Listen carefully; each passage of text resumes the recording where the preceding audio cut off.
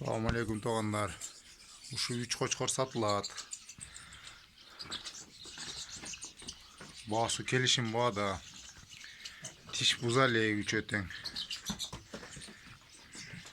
Bunda cündörü taza, gisari cün. Kuyrukları tik. Şşş. Haydi.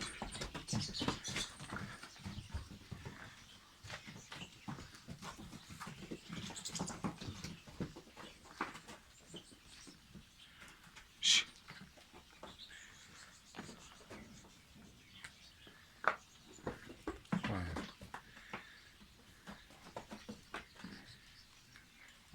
Şşş. Şşş.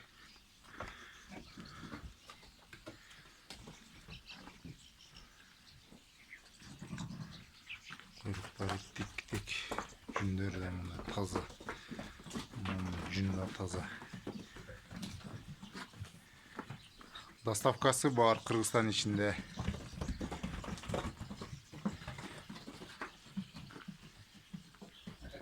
Dastavka bulacağı Batken bulacağı Skölgöçeğin.